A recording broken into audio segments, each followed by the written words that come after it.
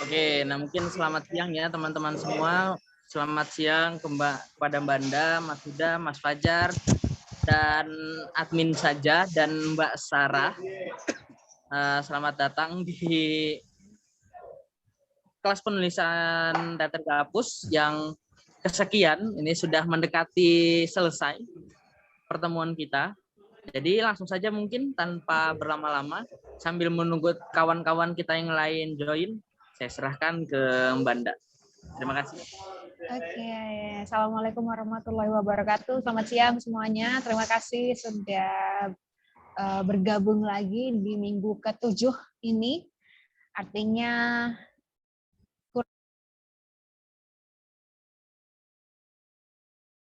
tulisan kita sebenarnya yang lebih ke apa ya, forum ngobrol lucu-lucuan gitu ya. Kita menghabiskan waktu setiap Sabtu 2 jam bareng-bareng di tempat masing-masing. Ya, nah di hampir penghujung kelas ini,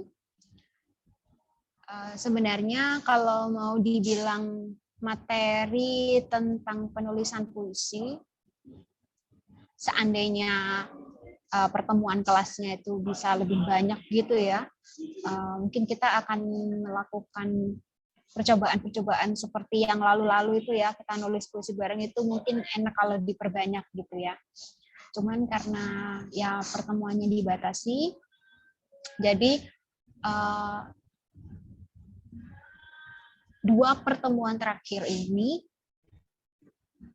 saya isi dengan hal-hal yang sifatnya itu sebenarnya bisa dibilang ini ya, up level dari materi-materi dasar yang sudah kita lalui di 6 pertemuan kemarin. Yang kali ini, minggu ini kita akan membahas tentang pengalaman atau apa ya?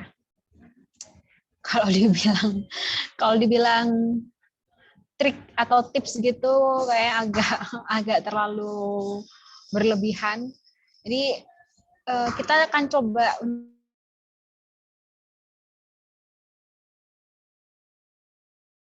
satu bentuk puisi baru yang bisa kita labeli sebagai ini puisi saya, bukan yang Sapardi, bukan saya yang Joko Pinurbo, bukan saya yang Gunawan Muhammad atau yang lain-lain seperti yang sudah kita lakukan di minggu-minggu lalu atau dalam metode mimesis.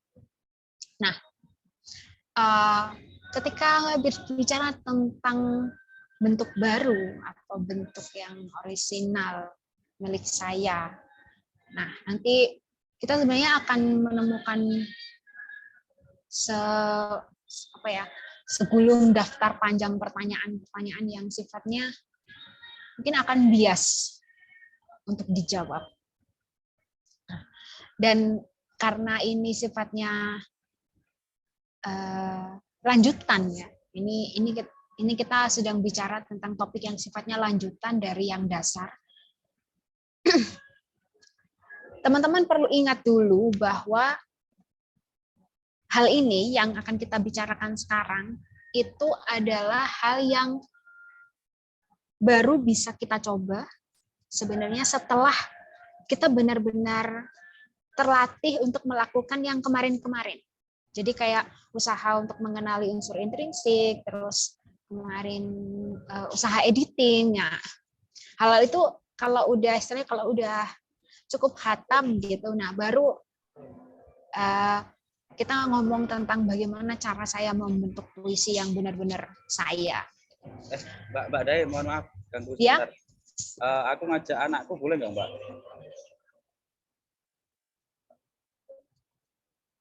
Untuk teman-teman yang lain ini juga sebenarnya ini ya, link ini semi bebas untuk dibagikan gitu ya. Jadi kadang-kadang saya juga share. Boleh ya. Beberapa orang, boleh. Oke. Ya. Kasih Mbak, lanjut Mbak. Oke, sambil saya lanjutkan ya. Nah, kenapa saya harus bilang bahwa ini baru bisa dilakukan setelah yang kemarin-kemarin? Yang saya perhatikan, kebanyakan teman-teman penulis muda, termasuk saya sendiri juga sebenarnya, ketika ngomongin bentuk baru, bentuk yang sangat saya itu, jatuhnya itu lagi satu terburu-buru. Jadi mungkin karena masih baru, masih muda, terus jadi kayak penuh nafsu untuk menciptakan hal yang berbeda. Jadi kita mungkin akan harus menjawab dulu apakah memang harus berbeda, apakah nggak boleh sama, apakah saya nggak boleh sama seperti Sapardi, apakah saya nggak boleh sama seperti Joko Pinurbo.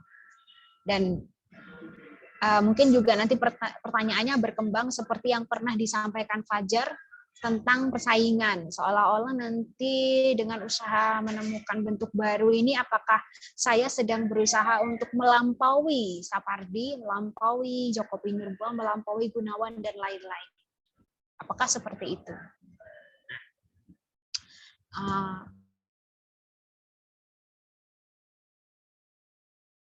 Kan layar presentasi.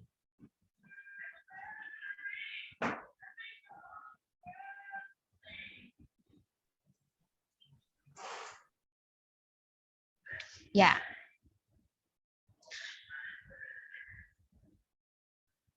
Kembali kepada metode yang saya gunakan untuk mengisi kelas ini, yaitu berusaha untuk kembali pada masa-masa awal saya nulis puisi. Dulu saya juga merasa galau atau cemas gitu ya. Apakah yang saya tulis ini adalah suara saya, ataukah saya hanya sekedar mengulang? Nah, masalahnya sebelum itu terjawab kan saya harus mengenali dulu apakah saya ini benar-benar mengulang. Makanya kemarin di metode yang mimesis, saya tekankan harus tahu, harus sadar. Ketika mimesis sesuatu, meniru sesuatu itu harus sadar sama yang ditiru. Benar nggak? Saya ini memang meniru.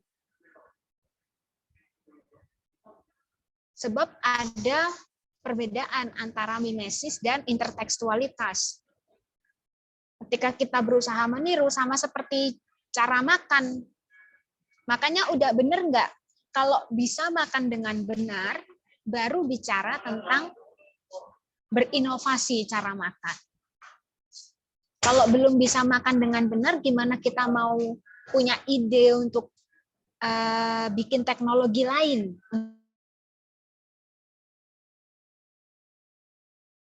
Teknologi baru. Jadi kita harus tahu dulu, belajar mengenali apa yang misalnya patron atau sosok yang kita contoh, itu harus dikenali dulu. Baru kita bicara tentang bagaimana menulis puisi sehingga puisi itu menjadi milik saya. Silakan ke halaman berikutnya. Nah, ini mungkin bisa teman-teman ikut jawab juga, karena saya pribadi ketika diminta menjawab adakah bentuk puisi baru, apakah itu orisinalitas, saya pribadi juga memiliki skema yang bias gitu ya, karena kalau ngomongin bentuk puisi baru sebenarnya dari pembacaan sejarah,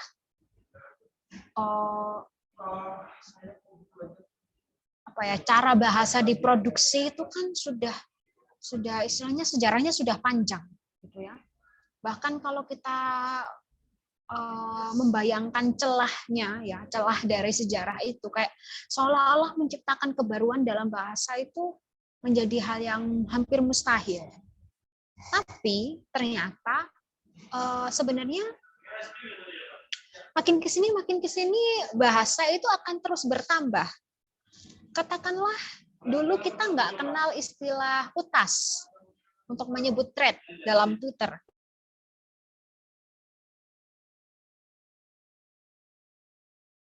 Mungkin hashtag. Dulu itu nggak ada, hari ini ada. Nah, jadi ketika bilang kebaruan itu sebenarnya kita juga berhadapan sama prosentase. Jadi kalau mau bilang totally baru itu nggak mungkin menurut saya. Apalagi dalam satu teori yang saya percaya juga dikatakan bahwa tidak mungkin karya sastra itu lahir dari kekosongan budaya. Artinya pasti dia punya mata rantai dari yang sebelumnya. Jadi yang namanya kebaruan itu masih memiliki keterikatan, masih memiliki keterhubungan. Jadi yang namanya baru itu bukan terus kemudian lahir celing baru gitu, enggak begitu. Tapi dia lahir dalam bentuk reproduksi semacam itu. Jadi reuse. Jadi kayak kita mendaur ulang sesuatu. Akhirnya seperti itu. Nah, apakah itu orisinalitas? Saya sebenarnya ketika diminta untuk menjawab orisinalitas bagi diri saya sendiri, saya cenderung kembali pada dasar atau konsep bahwa yang namanya bentuk itu mengiringi isi. Ini dalam artian bentuk teks sastra ya. Jadi istilahnya bentuk teks puisi fragmen, yang fragmen atau yang ya.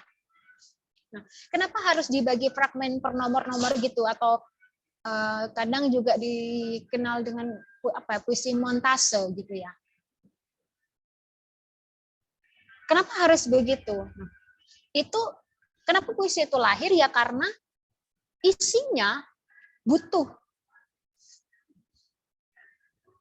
Jadi pesan dari puisi itu atau tujuannya itu memang harus dituliskan dalam bentuk itu. Bentuk mengiringi isi sebenarnya kalau kita mau gali logikanya, maka sebenarnya isinya dulu yang menjadi penting. Isinya seperti apa, nanti wadahnya menyesuaikan. Kira-kira begitu. Nah, kalau ngomongin isi dalam puisi, maka saya akan lebih tertarik ketika berbicara tentang sudut pandang seorang penyair, bukan sebatas perangkat fisik atau perangkat bahasa fisik yang dia gunakan, alat kebahasaan yang digunakan, tapi sudut pandangnya dalam mengolah situasi, dalam merespon sebuah peristiwa, terus terkait dengan tujuan yang kemudian dia sasar, lebih kepada itu. Kalau saya, dan cuman itu mungkin akan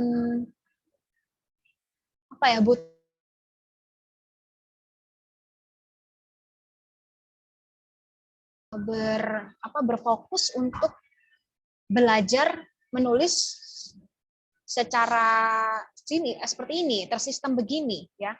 Jadi ibaratnya kayak kapan hari saya bilang mengoperasikan puisi sebagai sebuah lemari dan kita tukangnya. Jadi ya udah kita bikin kita belajar untuk bagaimana mencerna puisi, membentuknya itu sebagai ya alat yang material.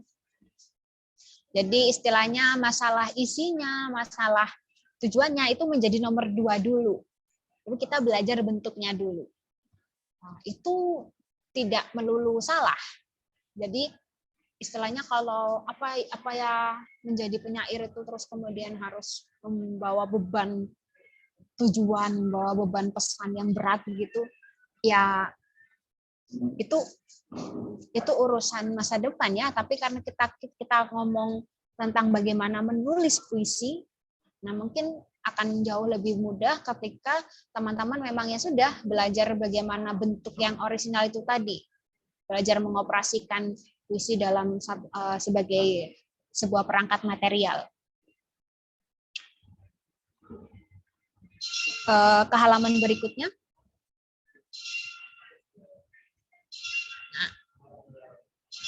Maka ini tadi yang saya sebut ya, originalitas bentuk puisi, bentuk ya, itu bisa lahir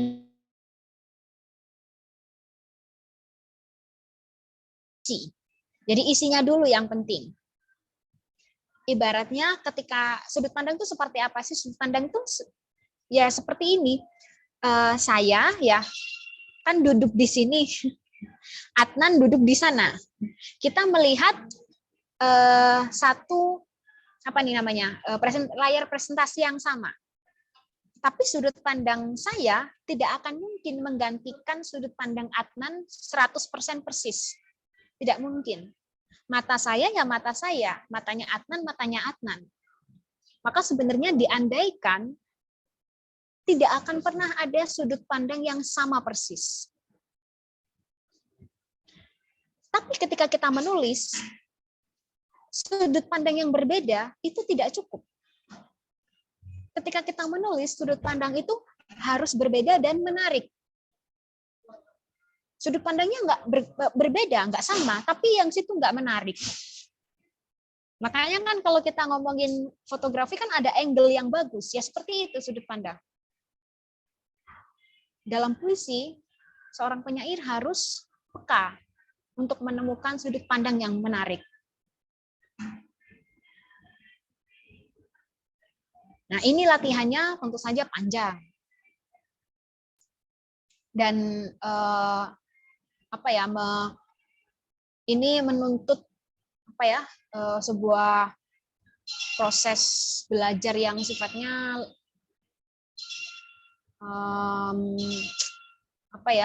berlanjut dan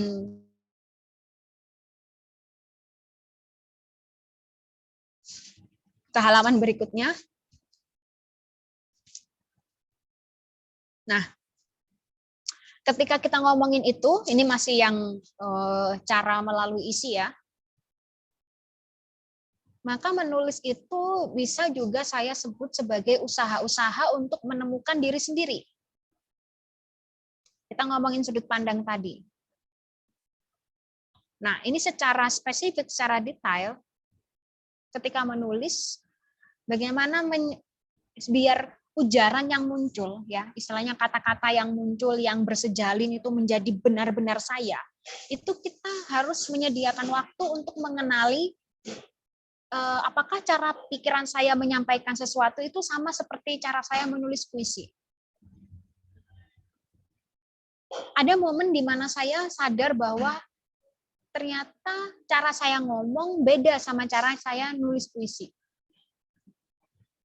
Masalah hasilnya sama atau berbeda, itu bisa dua-duanya nggak apa-apa, asalkan kita sebagai penulisnya tuh tahu motifnya. Kenapa sama, kenapa berbeda. Apakah kalau sama kita bisa terima, kalau beda apakah kita bisa terima.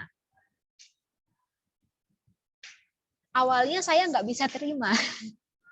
Kok cara saya menulis puisi sama cara saya ngomong beda. Tapi terus kemudian ketika saya mencoba mengenali cara saya berpikir sama cara saya bikin kalimat muncul dari puisi saya sama kalau saya.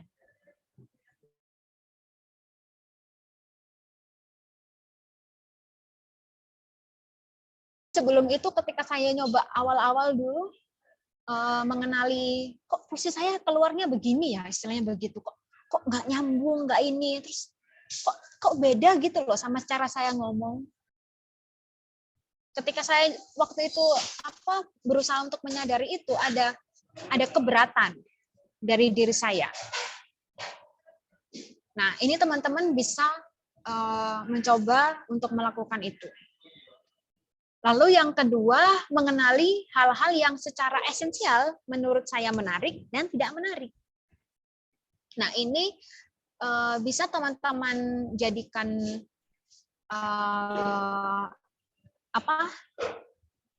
cara untuk berusaha bisa dibilang menggali hal-hal yang sifatnya otentik.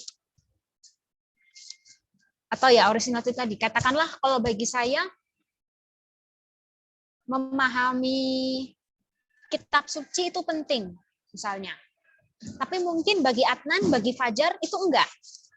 Adnan mungkin lebih tertarik pada mitos-mitos tradisi dari tanah Sunda misalnya.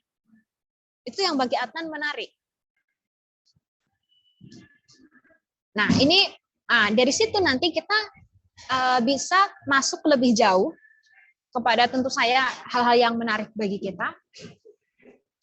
Apa yang sebenarnya kita tangkap secara sadar dan alam bawah sadar ketika kita ngomong.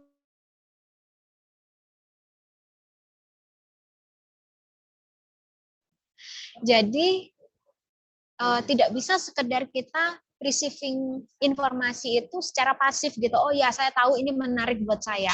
Terus kenapa? Jadi mesti ada usaha untuk bertanya lebih jauh ketika kita menemukan hal yang menarik buat kita. Terus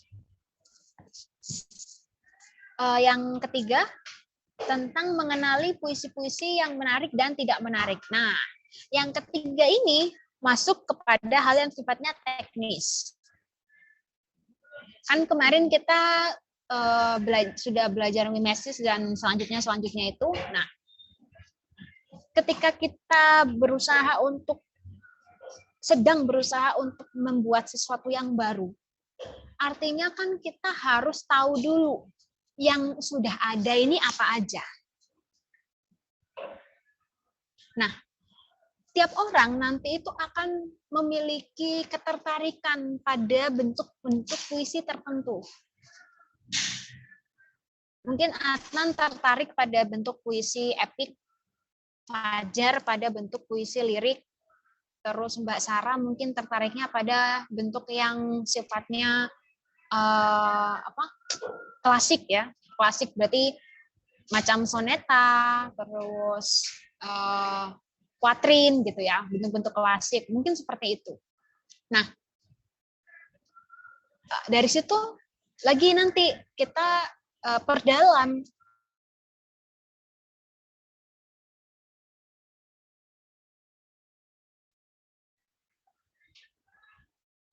Dan yang paling penting adalah mengenali bagaimana puisi-puisi tersebut menyusun logikanya. Logika dalam soneta caranya seperti apa disusun. Logika dalam puisi naratif cara menyusunnya seperti apa. Lebih spesifik lagi kan nanti masing-masing penyair nanti akan punya cara. Jadi istilahnya kita harus metani satu-satu gitu ya. Ya, itu memang hal yang harus dilakukan. Jadi sekalipun kita sudah punya satu penyair favorit, ya misalnya Fajar misalnya sudah punya penyair favorit, udah kepingin fokus ke satu penyair itu saja. Tapi ketika mau bergerak ke yang menciptakan hal yang baru, yang Fajar, itu tetap harus butuh pembanding sebagai penyeimbang. Jadi karena apa ya? Karena kesejarahan puisi itu sudah sangat panjang. Sudah berapa abad ya? Mungkin sudah lebih dari 22. Kan sudah lebih dari 25 abad ya. Nah, dari puisi yang panjang itu kan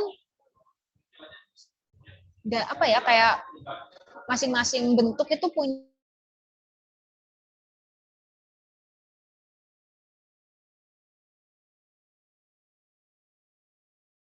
ini yang puisi yang kayak gimana. Nah, jadi memang ini adalah hal yang tugas yang lebih butuh energi banyak dibandingkan ketika kemarin kita ngomong soal mimesis, ngomong soal editing, dan lain-lainnya itu. Jadi kalau saya dulu juga ini, saya kalau lagi nggak ada kerjaan gitu ya, jadi saya ini bikin semacam peta konsep gitu katakanlah ya, skema. oh baca puisinya Zenhai. Zenhai itu kayak gini, gimana ya? Kok mirip? Saya ngerasa ada miripnya sama punyanya ini, tapi kok beda. Saya kenali dengan cara yang apa ya? Mungkin sifatnya agak formal ya, karena background saya sebagai mahasiswa sastra juga ya. Jadi mungkin nanti kalau teman-teman yang misalnya yang tidak memiliki background akademik sastra bisa menggunakan cara yang kemarin kita lakukan ya. Jadi yang pas di materi tentang mimesis itu bisa dicoba sama yang di materi apa ya, mengusut unsur intrinsiknya itu bisa dicoba dilakukan. Ya, silakan ke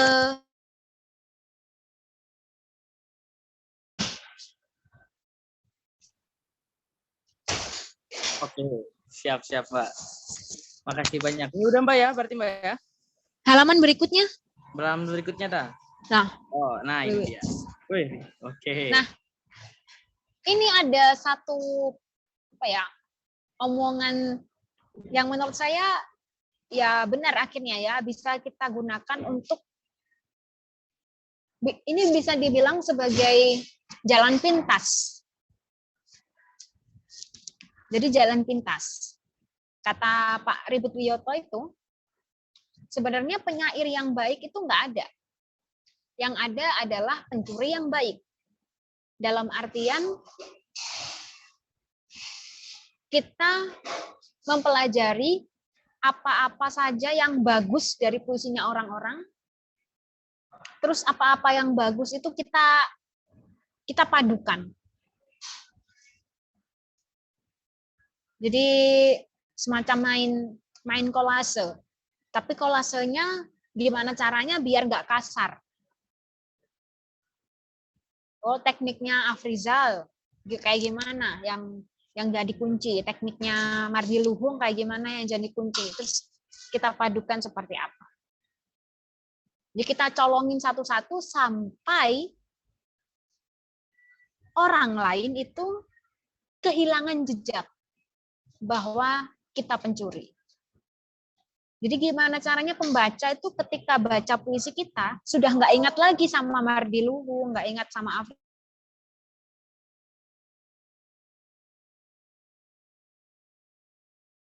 Ada apa ya?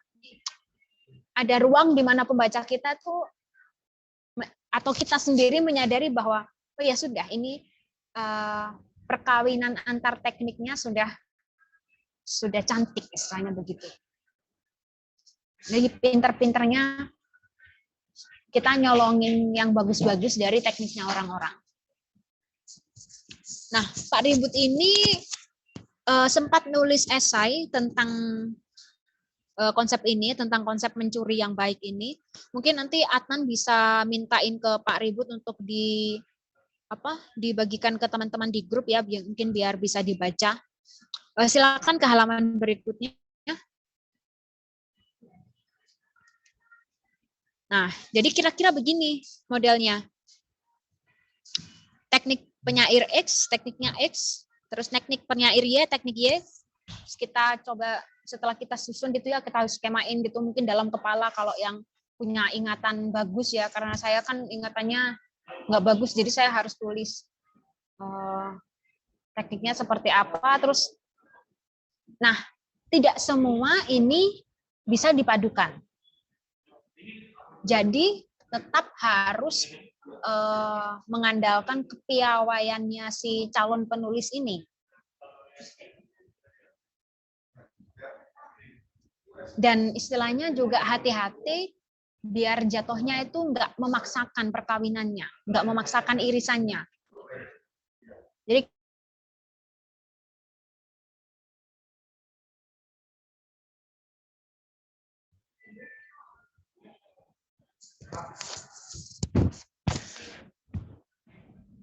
halaman berikutnya. Nah, kira-kira ini ya ada 4 step untuk melakukan hal-hal yang rumit dan nggak berguna. Ya ini benar-benar apa ya? Benar-benar butuh waktu dan kejelian ya. Jadi memang mungkin nggak semua orang akan betah gitu. Jadi yang pertama bisa kenali teknik kebahasaan tiap penyair, terus kenali sudut pandangnya. Jadi ada dua teknik kebahasaan itu untuk mengenali perangkat materialnya, sementara kalau untuk sudut pandang itu kita mengenali logika penyairnya. Terus yang ketiga tadi buat sketsa hal yang mungkin dipadukan antar teknik. Dan ini tadi karena tidak semua hal, tidak semua poin yang kita temukan itu bisa saling dipadukan. Saya misalnya memadukan Afrizal Malna dengan Indra Cahyadi misalnya. Adnan juga melakukan hal yang sama, memadukan Afrizal Malna dengan Indra Cahyadi. Sekalipun yang dipaduin tetap sama, ya sama. Tapi istilahnya roti yang dihasilkan itu nanti nggak akan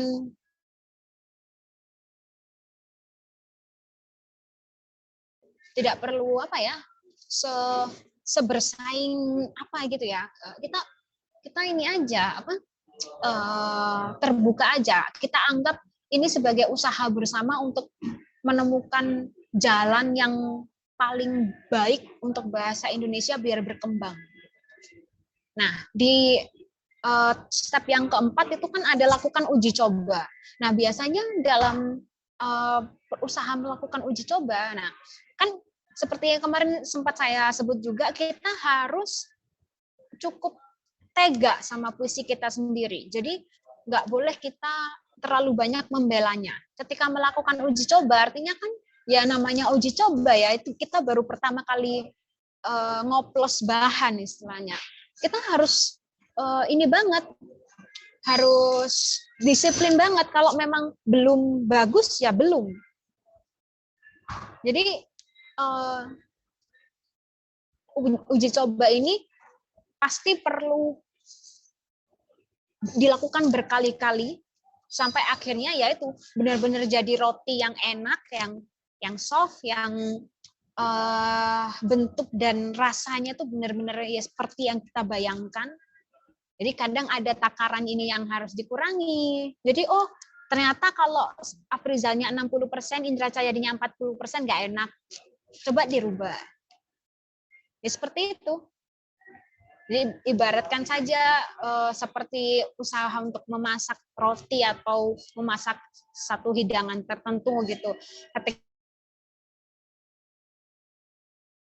apanya yang kurang, ya kita harus bisa otokritik diri kita sendiri, otokritik puisi kita sendiri. Gitu. Di halaman berikutnya. Oh, udah. Ya. Jadi ini kalau soal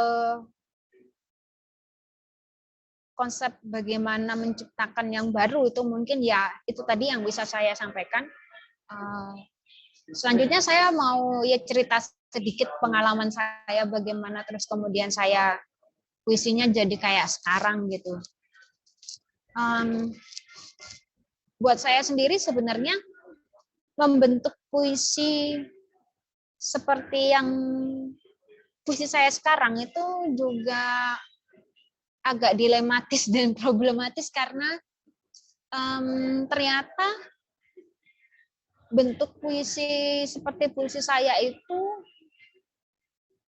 tidak banyak bisa diterima orang, tidak banyak bisa dicerna orang, karena sebenarnya bentuknya nggak patah, cuman ada pola loncatan imaji yang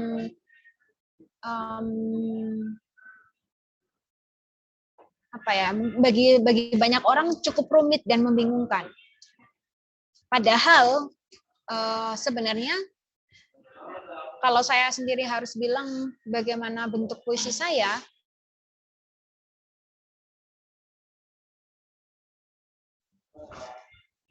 Saya selalu punya bingkai yang jelas terhadap satu peristiwa.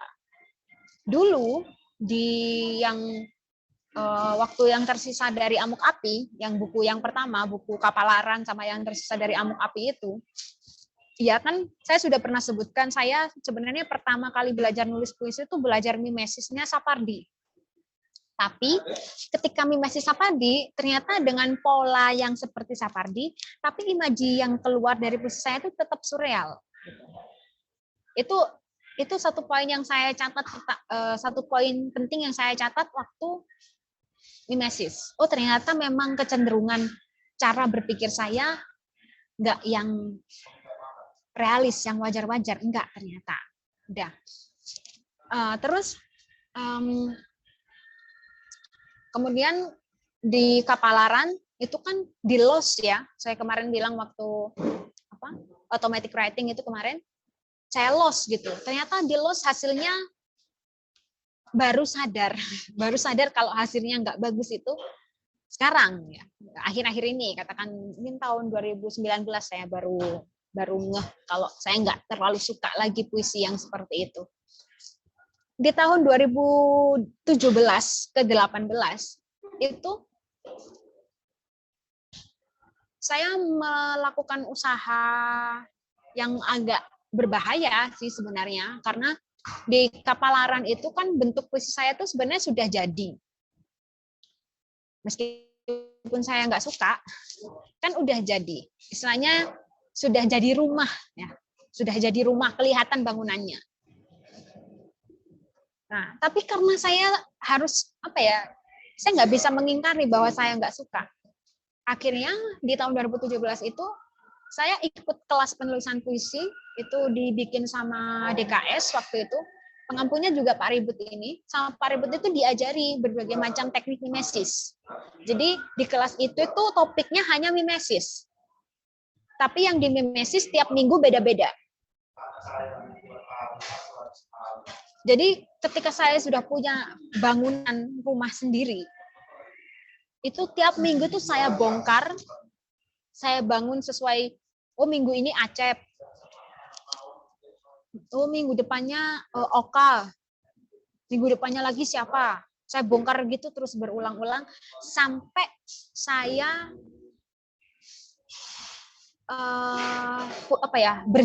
punya jarak gitu, berhasil mengambil jarak untuk melihat puisi saya sendiri. Nah, dari situ yang terus kemudian saya baru bisa tahu, nggak sukanya tuh di sebelah sini loh. Nah, setelah itu kan saya tetap akhirnya menyimpan sejumlah poin yang istilahnya mau bentuknya kayak gimana pun, ini yang nggak akan berubah. Nah, hal-hal yang tidak akan berubah, yang menjadi istilahnya menjadi ruhnya saya, bukan ruh puisi saya, tapi ruh saya. Itu yang terus kemudian saya dengan usaha yang sebenarnya justru lebih kepada lebih kepada membuka ya. Jadi yang sekarang saya tuh kalau menyebut puisi saya yang di Kapalaran tuh lebih tertutup gitu.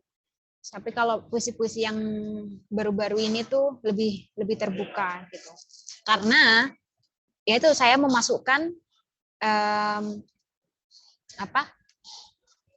poin yang semula itu automatic writing full, terus memasukkan yang semi karena ada proses editing. Terus kemudian saya batasi, nggak terus di loss gitu aja. Terus saya pernah punya pengalaman mencoba untuk mengawinkan Afrizal Malna dan Mardi Luhung. Waktu itu tahun 2018 akhir kalau nggak salah, atau 2019 awal. Karena saya merasa sebenarnya Mardi dan Afrizal ini ada samanya, tapi mereka berdua secara dominan berbeda pada hal tema. Kalau Afrizal kan temanya menjadi sangat urban, terus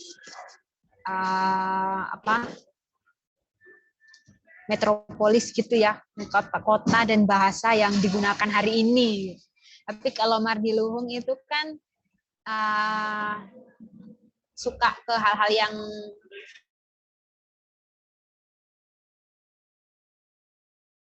Bubun itu tentang cerita di Bawean kalau nggak salah ingat. Jadi lebih tradisi gitu. Jadi kalau Mardiluhung itu dongeng-dongeng yang lampau, tapi kalau yang Afrizal ini lebih kekinian gitu. Nah, tapi karena bahasanya agak sama gitu, saya coba untuk waktu itu untuk mengawinkan mereka. Saya sebenarnya kalau menilai sih cukup berhasil, tapi terus nggak jadi saya teruskan karena itu kayak cuma sekedar iseng-iseng aja gitu. Mungkin sebenarnya jejak-jejaknya hari ini tuh masih ada dalam puisi-puisi saya yang terbaru gitu. Mungkin ada sense Mardinya, ada sense Afrizalnya gitu. Saya sendiri tapi hari ini sudah tidak lagi bisa mengukur persentase dari masing-masing teknik yang pernah saya pelajari itu persentasenya seperti apa. Karena saya sendiri merasa saya nggak pernah menghilangkan apa yang saya pelajari dari Sapardi sampai hari ini di puisi-puisi saya. Saya nggak pernah menghilangkan apa yang saya pelajari dari Indra Cahyadi. Tapi semuanya udah kecampur gitu. Nah, teman-teman mungkin bisa melakukan proyek-proyek serupa.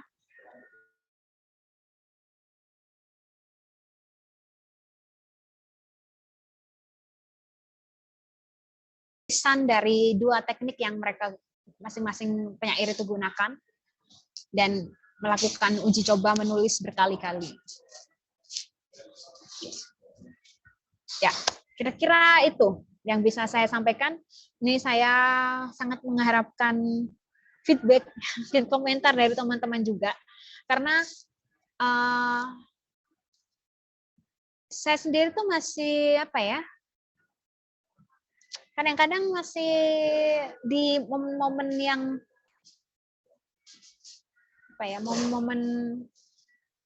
momen-momen low mungkin ya.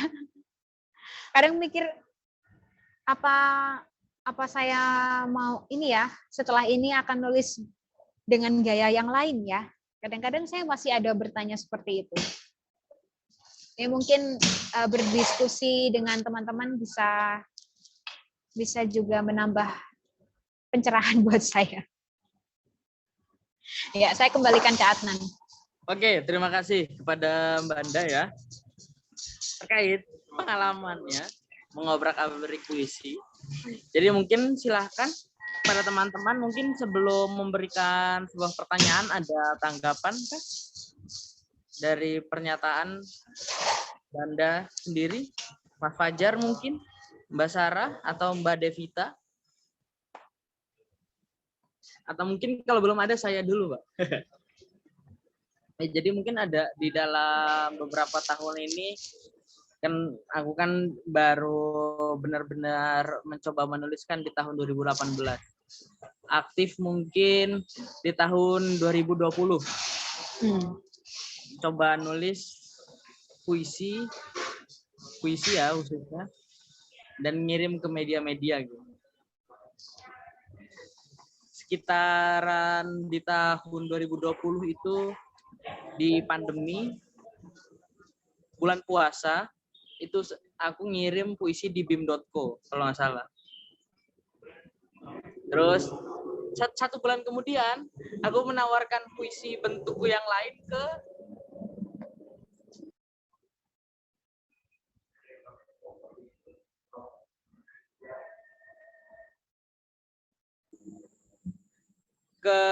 media yang mungkin sekarang ide-ide ID kalau terakhir nggak salah itu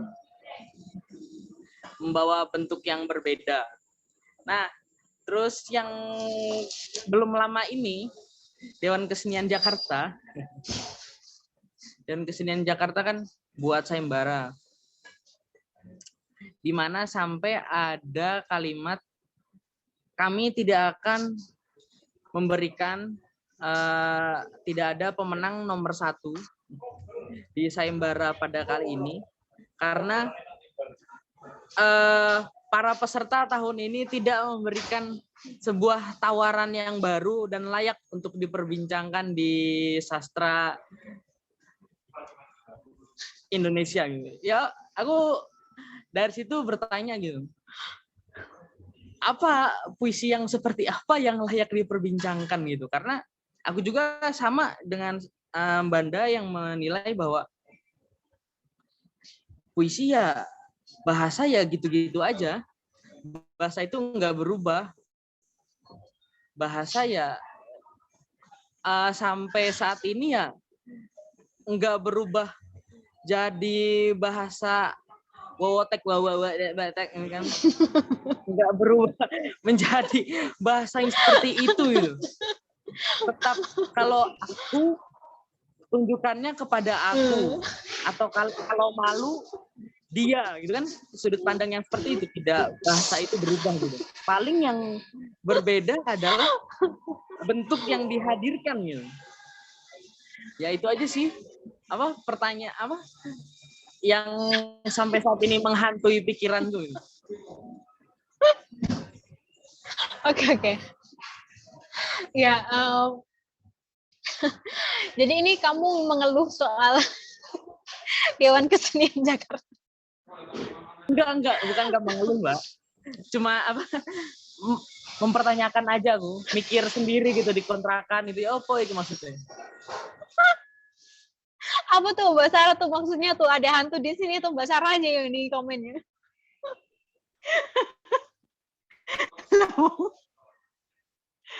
Nah, tadi yang ngomong gitu siapa coba? Ada apa? Menghantui pikiran.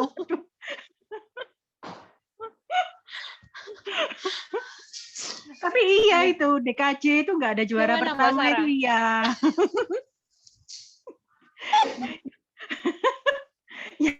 ya artinya kalau memang kita mau nulis puisi terus dan bersetia, waduh itu baca buku terus. Jangan baca yang apa ya, harus ada baca yang penyair baru, refresh.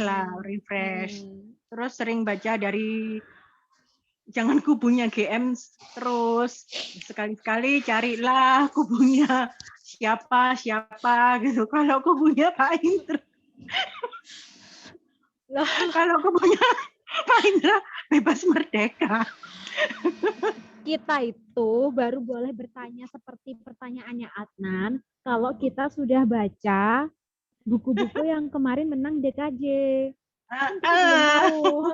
Jadi pertanyaan paling enggak itu bisa menangkap maunya mereka itu apa gitu.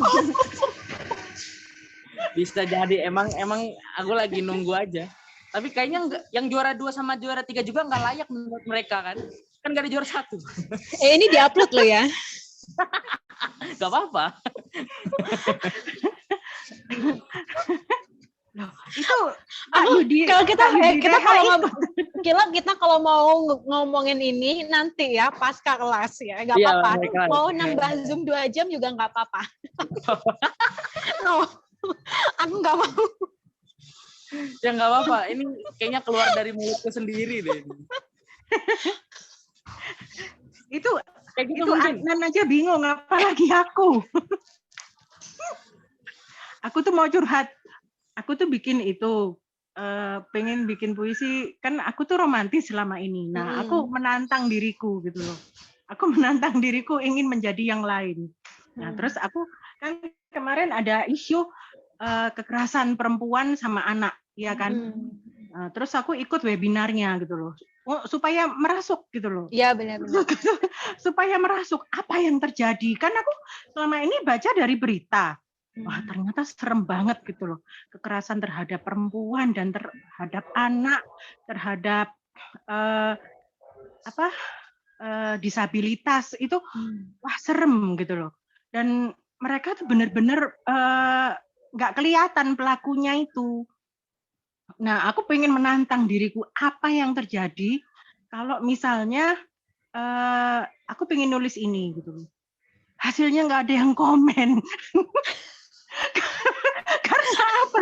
Karena aku penuh kemarahan. Benar. Aku postnya jadi korban gitu loh. Ya otomatis toh. Aku merasa marah, merasa jengkel, otomatis aku postnya jadi korban. Waduh, itu ada yang nggak berani komen sama sekali.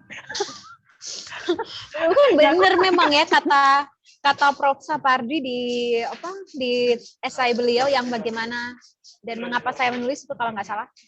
Mereka kan bilang kalau menulis jangan pas lagi marah, nanti puisinya penuh tanda seru.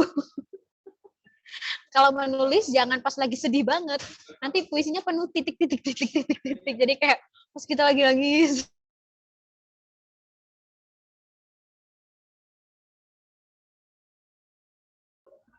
Usahanya Mbak Sarah ini masih mungkin dilakukan, tapi harus dilakukan uji coba berkali-kali. Itu masih mungkin, itu menarik juga kan topiknya dari sudut pandang korban. Tapi nanti kayak inilah kan kayak Marsinahnya Sapardi ya. Iya. Namaku Marsinah, buruh arloji itu kan ya. Itu kan itu masih bisa, masih bisa. Terus besoknya aku nulis tentang pemandangan. Tapi emang ini di dua puisinya Mbak Sarah yang kemarin itu kan memang cara pembawaan romantismenya memang ini banget ya, halus kelihatan, gitu. Ya. Mungkin malah kalau aku saran ke Mbak Sarah, mestinya ini coba nulis model haiku. Oh, pendek-pendek gitu, satu kalimat paling manis, maksimum 2. Haiku itu kan manis, secara bentuk sudah manis. Apalagi dengan topik-topik yang sifatnya imagis gitu ya. Dan nggak semua orang kan bisa nulis kayak begitu. Jadi nggak perlu dijelaskan gitu ya. Jadi satu kalimat tapi padat. Ya benar. Nggak perlu dijelasin. Benar. Berpikirlah sendiri. Tapi itu nanti belum tentu bisa menjawab pertanyaannya Adnan, Mbak Sarah. Nggak jadi juara.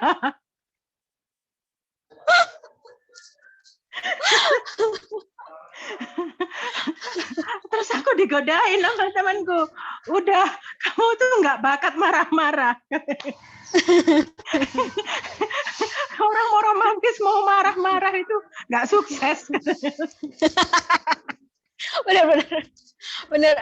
Ini sih, ini memang ada seorang teman bilang ke saya tuh begini kan, saya sendiri kan juga itu ya kadang-kadang kayak masih tergoda gitu, apa saya nulis bentuk lain ya gitu.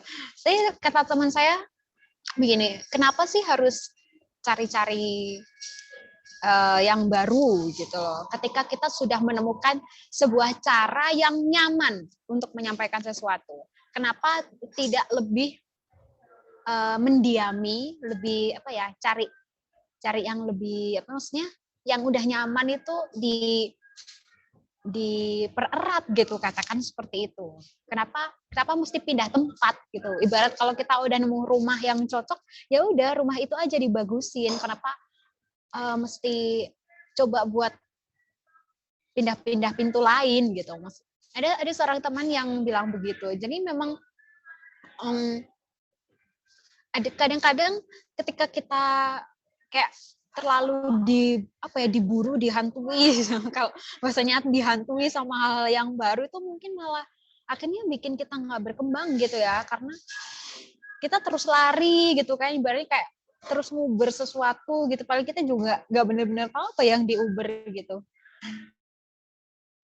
Enggak, aku pengen nantang diriku terus kok. supaya enggak romantis kebangetan. Mau bikin bahasa yang baru, bahasa yang baru kayak katanya, gimana? Coba. Kamu bucin katanya itu. Aduh, aku bilang bucin itu Afrizal. Terus ada kamu jatuh cinta lah, kamu apalah, kamu apa. Aduh, sekali-sekali aku nantang jadi yang seram gitu loh, Maleficent gitu loh.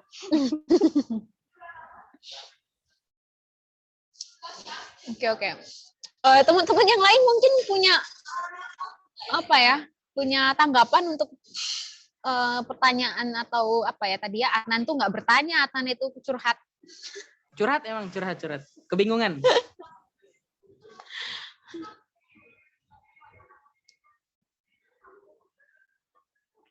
Silakan. Mungkin kalau Adnan sendiri pengalamannya menciptakan bentuk puisi kayak gimana? Nggak tahu ya, aku juga nggak tahu ya. Aku itu puisi atau bukan ya kan. Aku kan cuma makanya nggak menang ya. Makanya aku kan cuma ngirim tulisanku ke media dengan subjek puisi gitu kan. Entah dia anggap puisi sama medianya, enggak kan hal lain kan. Ya kan Mbak ya? Cuma kalau upayaku untuk mencari bentuk, saat-saat ini aku ada 2 manuskrip yang aku garap. Kemarin tuh seharian gitu bikin tulisan itu. Nanti mungkin aku share ya ke teman-teman. Soalnya kalau di sini aku nggak bisa share screen nih bentuknya. Jadi kayak bentuk satu paragraf yang biasanya dan ya puisiku ya mungkin Banda kan pernah lihat puisiku yang tak ikutin di beberapa lomba Van Bahasa khususnya. Kayak gitu mungkin. Cuma kalau daya ungkapan mencoba memesis, aku kadang-kadang ya itu yang sampean sebut tadi. Pak Afrizal, Acep Jam-Jam, Gusmus, sama Pak Indra gitu kan kadang. Bentuk-bentuk puisinya, cara daya ungkapnya, sudut pandang dan sebagainya dari mereka gitu. Kalau dibilang siapa, kayak gitu mungkin Mbak.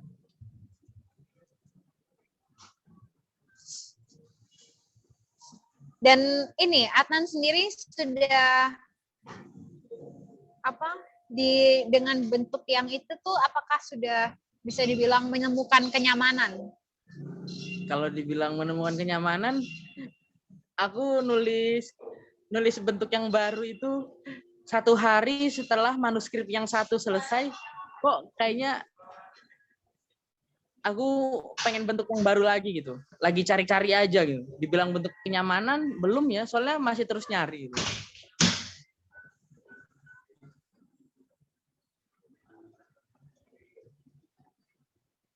Kayak gitu mungkin, Mbak.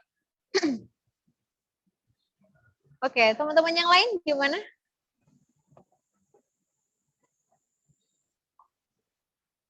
Ada yang mau berbagi juga? Yo. Fajar mungkin? Oh, saya cari nih. Oke, siap. Mbak Sarah, ada lagi Mbak Sarah?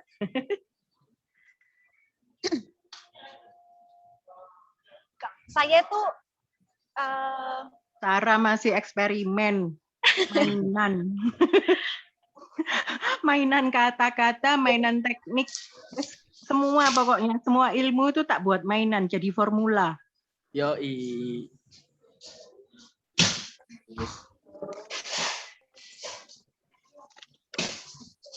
Ya, itu ya Mbak. Ayo, Fajar. Mungkin aku juga ada pandangan dari subjekku seorang pembaca ya, terutama terkait dengan naskah penjurian seperti dari DKJ atau juga Pusaka Sastra. Enggak, aku masang wajah gitu soalnya.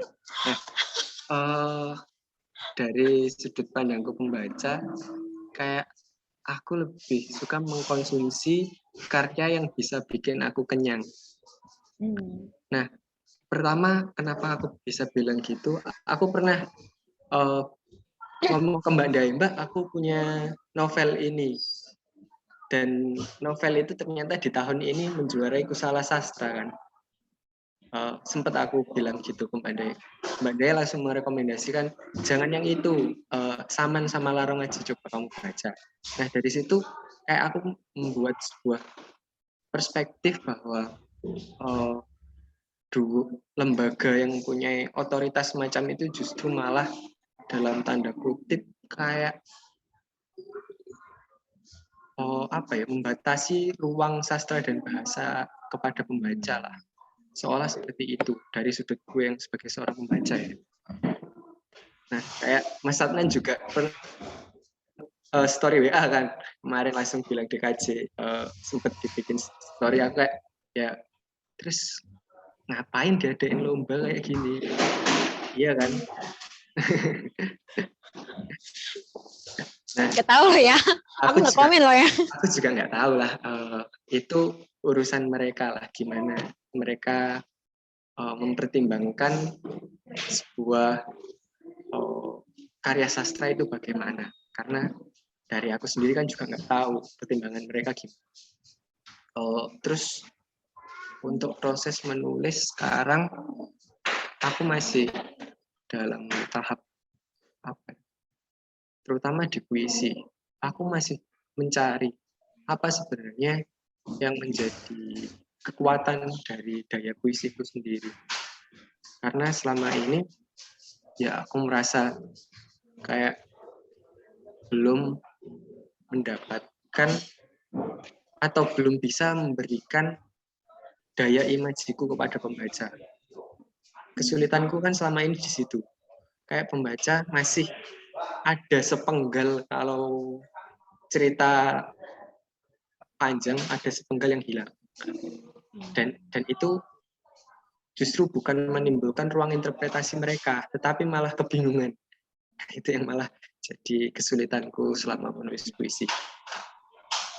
Akhirnya selama kurang lebih, ya sudah aku sempat bilang kemarin, berapa bulan aku lebih fokus buat nulis cerita pendek yang insya Allah juga jadi manuskrip. Buat ngelatih ini Bu, daya deskripsiku menurutku masih begitu minim, terutama karena aku suka menggunakan teknik puisi yang dari sesuatu yang sederhana tetapi memberikan sebuah kebermaknaan, tetapi hal itu membutuhkan sebuah deskripsi yang kuat dan aku masih lemah di situ.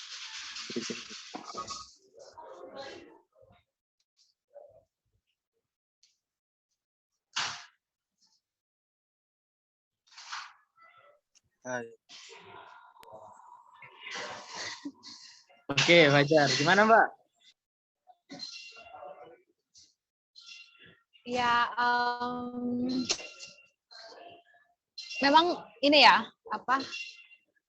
kalau untuk masalah Fajar sendiri memang ini ya, hal yang sedang Fajar tempuh sekarang, menurut saya juga itu memang langkah yang bagus. Jadi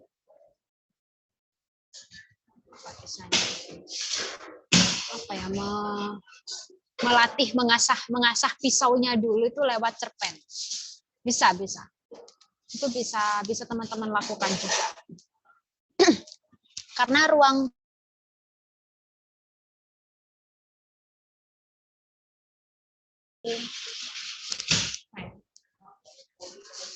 misalnya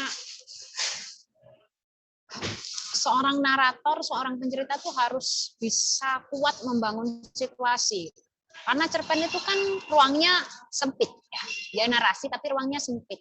Jadi kalau misalnya ibarat panggung itu satu scene doang. Jadi kalau di satu scene itu gagal ya udah tewas. Beda kalau novel. Novel kita ada 10 kesempatan. Yang scene yang bagus cuma 3 masih bisa. Tapi kalau cerpen ibarat kata itu kan biasanya dikenal sebagai karya yang dibaca sekali duduk. Jadi karena memang satu momen itu harus jadi kuat. Bisa memang dilakukan ya istilahnya latihan cari bentuk puisi tapi lewat nulis cerpen. Itu juga bisa teman-teman tempuh. Ya kalau masalah jadi kayak mengikat apa yang tadi sudah disampaikan Adnan, Mbak Sarah, dan Fajar ya. Masalah. Kalau saya diminta untuk berkomentar masalah kebaruan bahasa atau lebih khususnya teks puisi,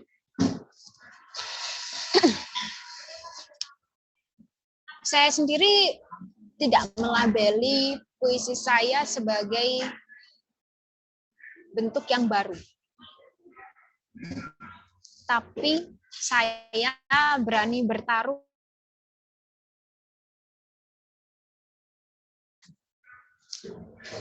jadi apakah itu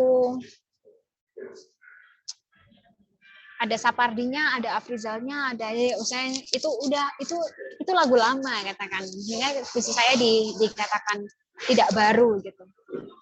Tapi ke diri saya sendiri, saya sangat puas untuk mengenali bahwa ya inilah bentuk puisi yang membuat saya nyaman dan merasa bahwa ya ini saya, ini puisiku. Sebenarnya tidak melulu di semua, ketika saya nulis puisi semua bentuknya sama-sama patah-patah seperti yang tayang di buruan, yang terus yang di basa-basi, tapi di basa-basi itu nggak sepatah-patah yang di buruan. Nggak melulu begitu sebenarnya. Katakanlah beberapa puisi yang saya tulis di blog, di situs web pribadi saya itu, ada puisi terakhir, puisi panjang yang saya tulis buat seorang teman. Tidak patah-patah seperti yang perzodiakan, yang astrologi enggak.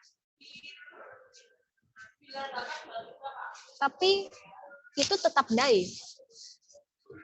Jadi saya sendiri merasa tidak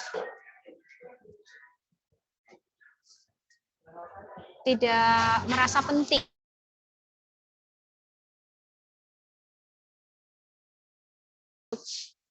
bahasa yang baru atau enggak. Karena toh saya belajar bahasa Indonesia ya seperti Adnan bilang tadi, saya belajar bahasa Indonesia ya dari ibu saya yang ngomongnya yang begini ini. Ya sama aja kayak orang-orang semua gitu. Jadi masalah itu bentuk baru atau enggak, saya enggak mau ambil pusing dan kayak ya akhirnya gitu tadi seperti yang Adnan dan Fajar bilang, apa yang kemudian jadi ukuran kebaruan. Jadi saya cukup puas, malah sangat puas ini ya, untuk menyebut bahwa entah itu baru atau enggak, tapi itu dai, itu nanda, itu puisi nanda. Jadi kalau saya begitu. Ini masalah keinginan untuk menjadi baru. Ini saya saran saja untuk teman-teman.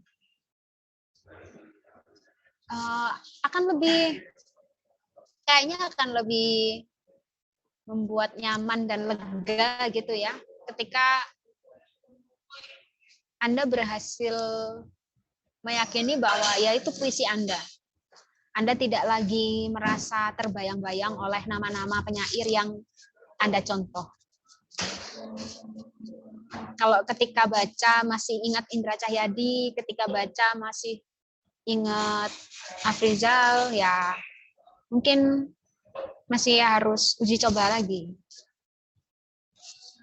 Atau sekalipun misalnya ya sudah, memang memutuskan untuk seperti, ya aku memang mau nulis kayak Afrizal kok, ya nggak apa-apa.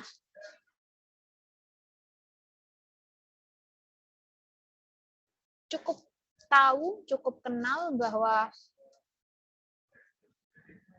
mungkin tekniknya Afrizal, tapi ini puisi saya, karena ya tetap akan ada yang membedakan. Tidak mungkin persis sama. Kalau persis sama ya berarti itu bukan Adnan. Itu berarti Indra Cahyadi. Kan masalahnya saya menulis puisi sama ini sebagai siapa? Ya gitu aja sih kalau saya. Makanya ketika menguratori puisi itu kan yang dilihat itu lebih enak kalau yang dikirim puisinya lebih dari 5. Karena dari banyak puisi itu nanti si kurator itu akan mencoba membaca. Ini penyairnya ini punya kekasan dirinya enggak?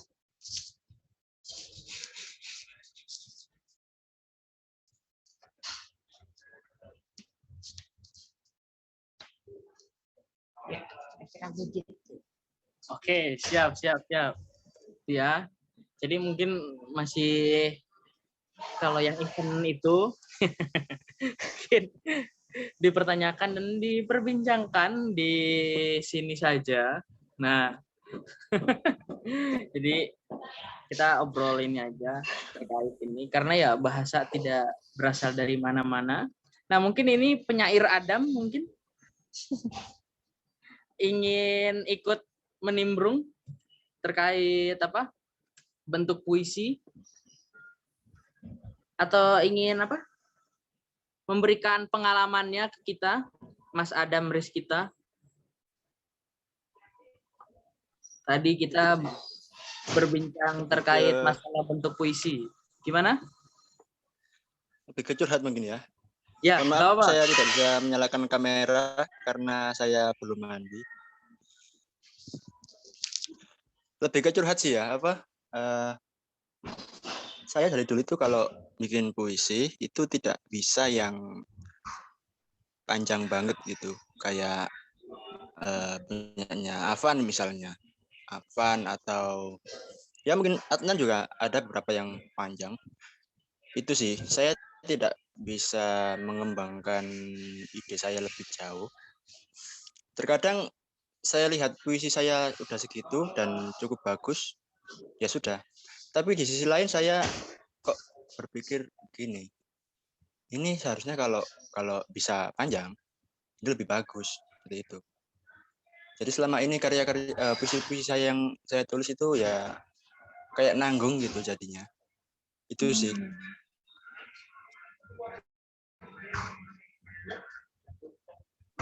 Nyambung, Mbak.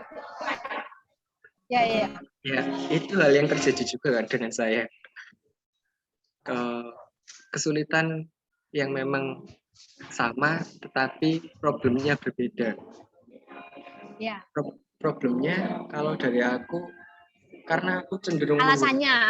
Ya, puisi yang simbolik dengan kata-kata yang memang mencoba aku simbolkan seringkas mungkin, justru aku kehilangan daya deskripsinya di situ. Sementara Mas Adam kan pengolahan katanya bingung untuk mendeskripsikan. Aku justru malah mempersempit deskripsi itu tadi. Nah, mungkin bisa sharing juga sih. Iya, Adam itu memang benar kata dia sendiri. udah benar trayeknya, dia bilang tadi endingnya. Ya, saya juga beberapa kali membaca punya Adam itu buru-buru kalau nutup. Sebenarnya gayanya Adam dan Fajar kan jauh berbeda. Adam justru lebih rinci modelnya. Kalau Fajar kan intens. Jadi Adam itu malah sebenarnya lebih punya kemampuan untuk merinci. Tapi kalau Fajar itu kan ya udah pilih 1, 2 terus tapi benar-benar dipegang gitu. Kalau ke Adam mungkin sarannya adalah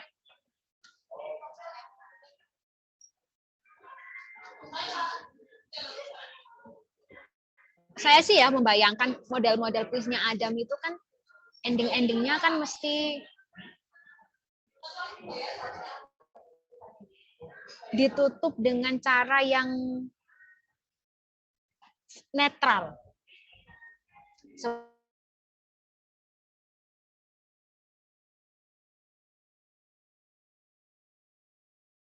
Harus bersayap. Punyanya Adam ini kan lebih maskulin. Punyanya Fajar itu kan terasa femininnya.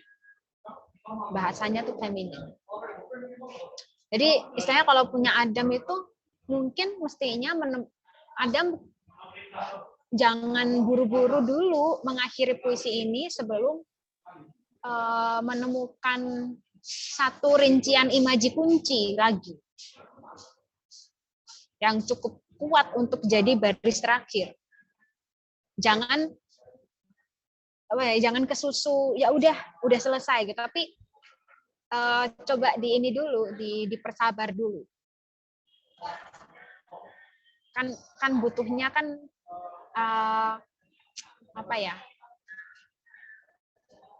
energi yang lebih lama sedikit. Tapi kalau di Fajar, karena endingnya Fajar ini adalah kunci pesan atau kunci tujuan.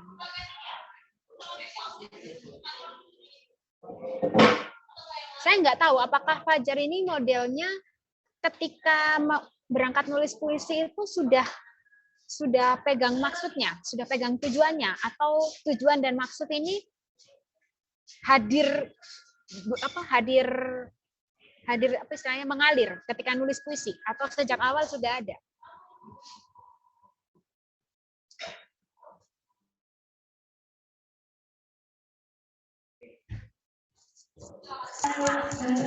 Masuk ya, Mbak. Untuk Ya. proses kreatifku menulis ya. Pertama memang aku kerap menulis puisi itu udah dari sebuah ide, lalu kayak menyusunnya jadi sebuah cerita dulu. Bukan ditulis, tapi rangkaian ceritanya itu udah ada. Nah, terkadang di sini di rangkaian cerita itu di sebuah part ketika aku nulis puisi, biasanya baru aku tarik kesimpulan gitu. Atau juga terkadang aku udah menyimpulkan dari awal. Oh, aku punya pesan yang seperti ini. Baru aku tulis ceritanya. Kayak gitu sih.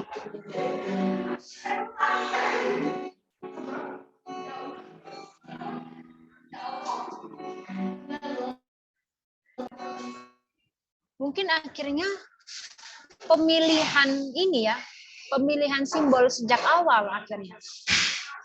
Jadi ya seperti tadi Fajar menyebut, kan aku sudah memilih imaji yang menurutku ringkas karena aku suka hal yang sederhana. Mungkin kedepannya harus cara berpikirnya harus diperluas ya. Jadi hal yang ringkas, hal yang sederhana itu tidak melulu hal-hal yang sifatnya umum. Bahkan kan aku sempat kagum ketika Fajar nulis yang ini, ada scene membuka jeruk.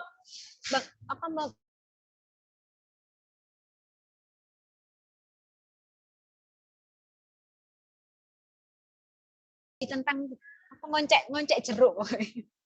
Nah, itu kan hadir gitu. Membuka jeruk itu kan spesifik. Bukan apel, bukan rambutan. Dan itu kan sederhana juga. Jadi mestinya Fajar berlatih untuk menemukan itu. Tetap sederhana, tetap ringkas, tapi yang benar-benar unik gitu, unik, lebih ke unik sih. Jadi pemilihan sejak awal itu harus unik. Kalau belum nemu yang unik, jangan ditulis dulu. Ibaratnya kalau di kafe gitu ya, momennya kafe. Kalau yang muncul di kepalanya Fajar masih meja, kursi, masih daftar menu, yang masih umum, jangan berangkat dulu. Jadi dari katakanlah oke, udah nemu yang umum ini ya, meja, kursi, daftar menu. Tapi dimasuki dulu, meja, kursi sama daftar menu ini biar jadi unik gimana? Baru nulis.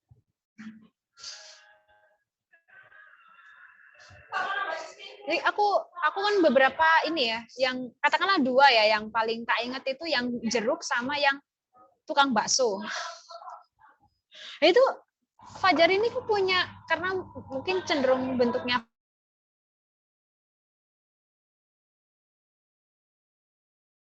ibarat asap gitu, langsung pelan gitu, langsung kebentuk gitu. Jadi di dua imaji yang saya ingat dari puisinya Fajar, mengupas kulit jeruk sama tukang bakso yang keliling ting-ting itu, ketika baca itu saya benar-benar langsung apa ya, nyata gitu loh, gambar tukang baksonya jalan sama si kulit, bener-bener cuma tangan doang gitu kan, intens ya, cuma tangan sama jeruk, nggak kelihatan badannya. Jadi imaji yang muncul seperti itu, jadi harus yang unik. Mungkin itu akan aku coba juga, terutama dengan intensitas penyuntingan, karena setelah apa yang keluar dari aku ternyata adalah strukturnya itu. Artinya aku harus intens melakukan penyuntingan, bukan hanya 2 kali tapi harus berkali. Oh ya, bisa. Coba sih. Ya.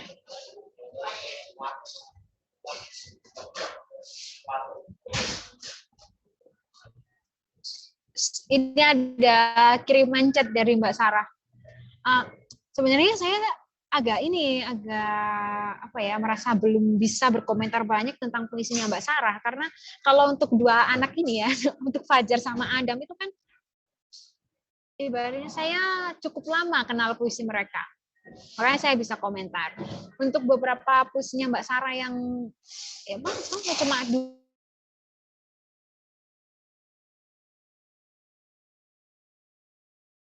pas pertama kali baca tuh saya langsung ingat ini sebenarnya, puisinya Bu Adi Setiawati. Itu dosen saya di kampus. Jadi cara romantis membangun situasi romantisnya itu mirip gitu. Cuman kalau punya Bu Adi itu lebih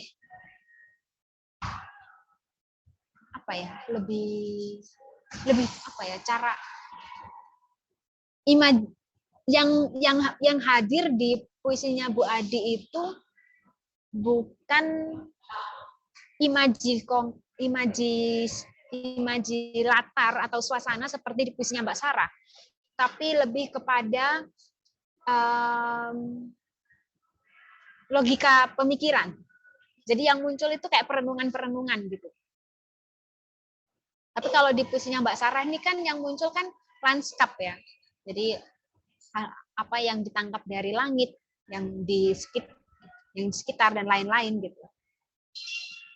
Tapi cara atau mungkin pola mungkin ya. Tapi saya juga masih samar ya. Kenapa kok terus kemudian mengingatkan saya sama puisinya Bu Adi? Tapi memang Mbak Sarah itu punya sense untuk sebenarnya ini ya, kalau bilang maskulin atau feminin, puisinya Mbak Sarah ini ya termasuk feminin ya. Cuman femininnya itu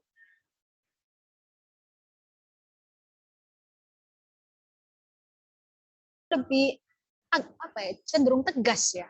Bukan feminin seperti punya Sapardi, bukan. Kalau feminin punya Sapardi ini sama seperti punyanya Fajar, cair gitu, cair basah gitu. Tapi kalau punyanya Mbak Sarah ini enggak, feminin yang tegas, sama seperti Bu Adi itu juga begitu. Terus kan sebenarnya cara nembaknya, cara memantulnya itu kan lurus gitu. Tapi yang saya ingat ini di beberapa puisi itu selalu ada di 1-2 baris tertentu. Jadi setelah lurus, terus beberapa momen sebelum ending itu selalu ada dibelokkannya. Ibaratnya kalau lintasannya gitu, sebenarnya lurus, terus ada gitu. Selalu ada terasa seperti itu. Itu juga yang saya rasain ketika baca puisinya Bu Adi. Ada feminitas yang tegas begitu. Jadi enggak yang dingin, yang bukan dingin ya, ya itu cair basah gitu. Enggak seperti itu. istilahnya nggak pink kalem gitu, nggak. Tapi femininnya ya ibarat warna itu warna hijau. Warna hijau yang feminin gitu. Mungkin teman-teman nih yang kalau di grup punya kesempatan baca puisinya Mbak Sarah lebih banyak.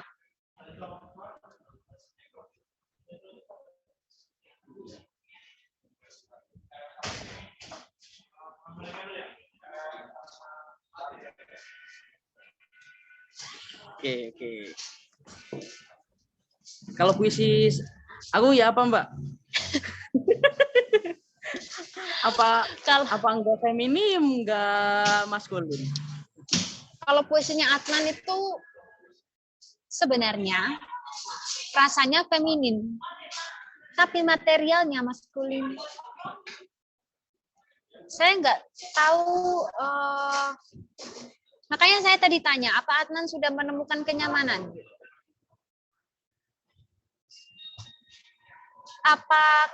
Saya agak iseng. Diseriusin nggak apa-apa, nggak diseriusin juga nggak apa-apa. Gimana kalau Adnan nulis pure seperti Acep? Tanpa ada embel-embel Indra Cahyadinya. Kayak gimana? Saya penasaran kayak gimana. Karena kalau mau dibilang bentuknya Acep itu kan terutama yang di ini ya, di atas Rumbia. Ya, kalau nggak salah ya, buku di atas Rumbia apa ya. Pokoknya ini loh, yang buku yang terbitannya tuh bareng-bareng sama Hujan Bulan Juni. Pokoknya buku lawas-lawas itu. Itu kan Acep itu kan juga surrealis gitu ya. Meskipun bening manis gitu, tapi kalau dibandingkan Sapardi gitu kan Acep itu kan sudah punya ruang yang surrealis juga gitu. Pandang surrealisnya Adnan aja, karena kalau saya lihat topiknya Acep dengan topiknya Adnan kan berbeda gitu. Acep itu di puisi-puisi panjangnya itu masih tidak meninggalkan hal-hal yang sifatnya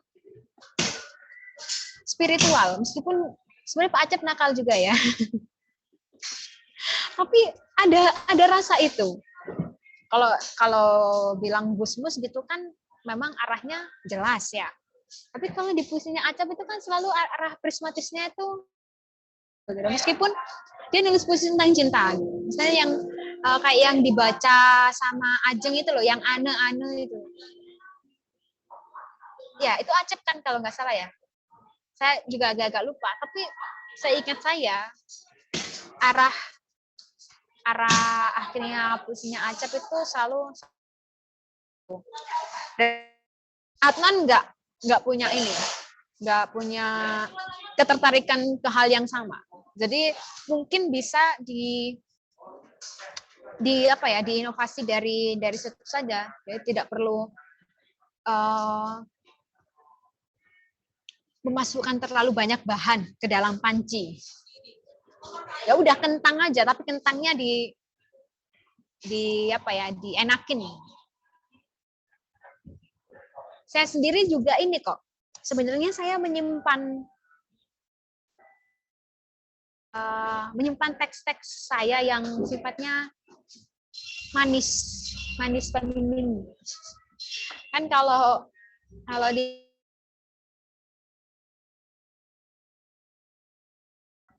yang beredar itu kan cenderung mungkin lebih 55%-nya itu maskulin gitu kayaknya ya. Tapi terutama puisi-puisi yang di blog, di blog saya, terus puisi-puisi yang di folder Word laptop, itu puisinya cair manis-manis gitu. Contoh seperti ketika saya nyautin puisinya Afan, yang di Grote Posweh itu kan puisi itu masuk ke ini ya, ke yang tersisa dari Amuk Api. Kan sederhana gitu. Jadi saya ingat awalnya Di akhir puisimu selembar peta Jawa tergelar di kepalaku.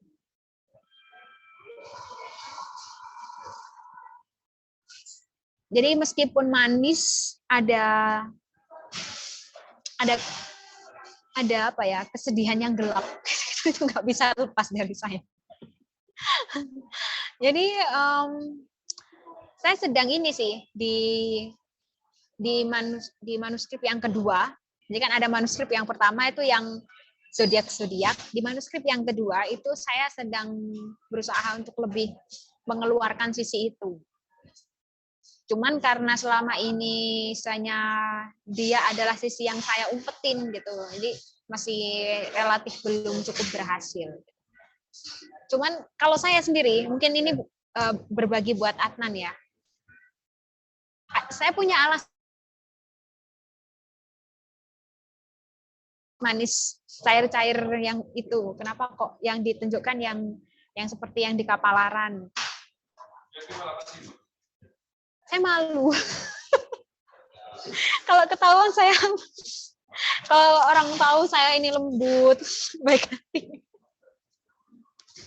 Itu sih ada perasaan malu gitu. Jadi kayak itu sisi diri saya yang lebih private lagi gitu, lebih introvert lagi gitu.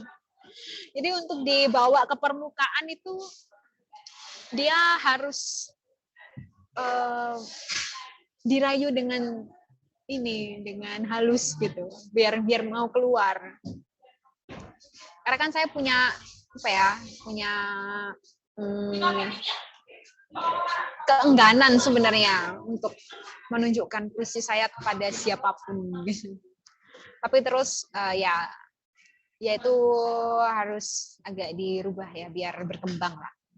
Nggak tahu nih kenapa Adnan memilih bentuk yang seperti itu tuh kenapa? Karena saya kenal Adnan ini kan sebenarnya ini banget halus, laki-laki yang halus. Nggak enakan orangnya.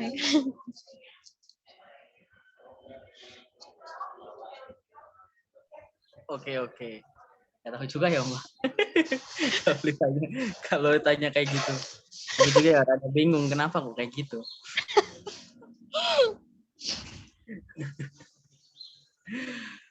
Ya, Pak. Nanti aja mungkin jawabnya ya, jangan sekarang. Sudah mau jam 3. Ya itu. Yang lain mungkin ada yang tanyakan sebelum kita mengakhiri kelas kelas penulisan puisi pertemuan ke-7 kali ini. Ada nggak? Kalau nggak ada mungkin Banda ada kalimat penutup? Ya. Untuk kelas kali ini tugas menulis puisinya dibawa pulang. Jadi sekalian untuk mengisi teman-teman panitia yang ingin bikin antologi digital gitu untuk akhir kelas ini. Jadi teman-teman bisa melakukan eksperimen di rumah untuk menulis puisi, bisa pakai metode yang sifatnya memadukan antar teknik para penyair boleh, atau ya pokoknya silakan memanfaatkan berbagai hal yang sudah kita obrolkan bareng-bareng selama pertemuan ini.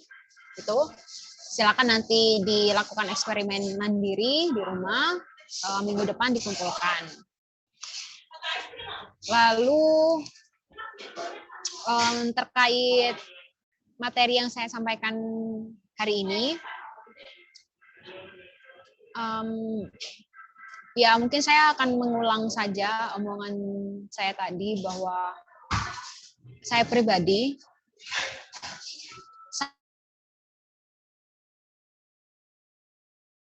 bentuk puisi itu nggak penting-penting banget. Tapi gimana caranya kita setelah menulis itu akhirnya merasa nyaman, merasa puas, dan berani menyebut di depan siapapun bahwa oh ya ini puisi saya. Karena kadang-kadang ya tuh habis nulis kita nggak berani bilang bahwa itu puisi kita. Jadi kepada siapapun kita berani menyebut ya itu memang puisi saya. Entah itu bentuknya baru, entah itu kita hanya mencontek dari yang sudah ada. Tapi saya percaya tiap orang punya sudut pandang masing-masing, punya kekhasan masing-masing, setiap orang pasti istimewa dengan caranya sendiri. Jadi barangkali tidak perlu terlalu membiarkan diri diburu untuk menciptakan sesuatu yang baru. Oke, siap. Terima kasih Mbak Anda atas pemaparan matinya dan juga mungkin teman-teman ya yang telah setia dari awal hingga sampai saat ini. Mas Fajar, Mbak atau Mas Admin saja, dan juga Mbak Sarah ya, dan juga beberapa teman tadi telah hadir. Jadi ada tugas membuat puisi, eksplorasi sebanyak mungkin. Minimal 5 Mbak ya, maksimal tidak ditentukan. Gitu Mbak ya? Ya, maksimalnya tidak ditentukan. Maksimal tidak ditentukan, minimal 5 puisi, maksimal tidak ditentukan. Nanti mungkin mulai dari sekarang hingga pertemuan nanti, silahkan teman-teman untuk mengirimkan tugasnya. Oke, mungkin kita cukupkan pertemuan pada kali ini. Mas Fajar, mungkin ayo kita foto-foto dulu.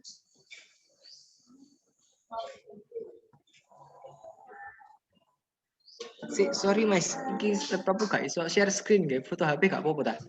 Gak apa-apa. Ya. Foto di dokumentasi. Ya, 1, 2, 3. 1, 2, 3. Sekali lagi. Oke. 1, 2, 3. Oke, udah. Sip. Oke, makasih banyak semuanya. Mbak Anda terima kasih. Ada tugas kita lakukan. Oke, cukup sekian pertemuan kali ini. Terima kasih. Sampurasun, Viva Theater. Kita bertemu lagi di minggu depan. Terima kasih. Mbak Masius mungkin bisa di unrecord sudah.